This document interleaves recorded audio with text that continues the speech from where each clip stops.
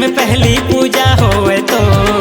जय हो गजानन गणपति महिमा लगावन तो जय हो गजानन गणपति महिमा लगावन तो शिव शंभू के लाला पार्वती के दुलारा जग में पहली पूजा होवे तो शिव शंभू के लाला पार्वती के दुलारा जग में पहली पूजा होवे तो जय हो गजानन गणपति महिमा लगावन तो जय हो गजानन गणपति महिमा लगावन तो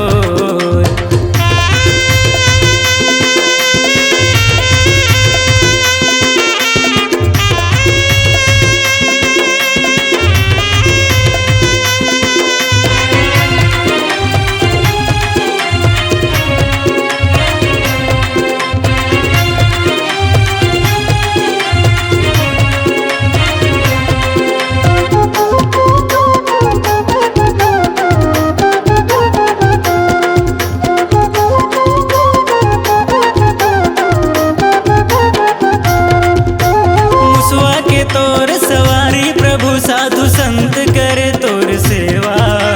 मुसवा के तोर सवारी प्रभु साधु संत करे तोर सेवा लटवन के भोग चढ़ावन तोला संगमा चढ़ावन गामेवा लटवन के भोग चढ़ावन तोला संगमा चढ़ावन गामेवा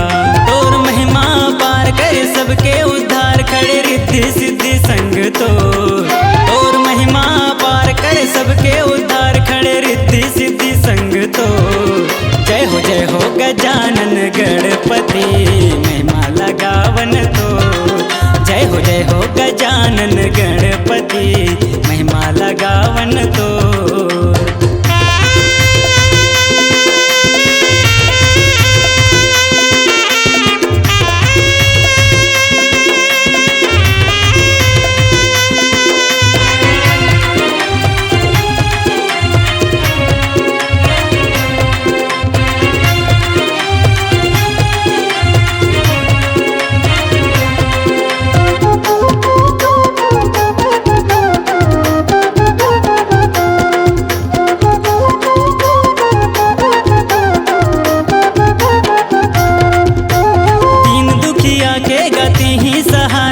बुद्धि ज्ञान के देवैया दीन दुखिया के गति ही सहारा बुद्धि ज्ञान के देवैया तही कृपालु तही दयालु तही विघ्न हरैया तही कृपालु तही दयालु तही विघ्न हरैया प्रभु चार भुजाधारी तुर लीला है भारी गूंज चारों को ती नाम तो प्रभु चार भुजाधारी तुर लीला है भारी गूंज चारों को ती नाम तो जय हो गजानन गणपति महिमा लगावन तो जय हो गजानन गणपति महिमा लगावन तो शिव शंभू के लाला पार्वती के दुलारा जग में पहली पूजा होवे तो शिव शंभू के लाला पार्वती के दुलारा जग में पहली पूजा होवे तो जय हो गजानन गणपति महिमा लगावन तो जय हो गजानन गणपति महिमा लगावन तो हाँ महिमा लगावन तो हाँ महिमा लगावन तो देवा महिमा सुनावन तो प्रभु महिमा सुनावन तो हाँ महिमा लगावन तो हाँ।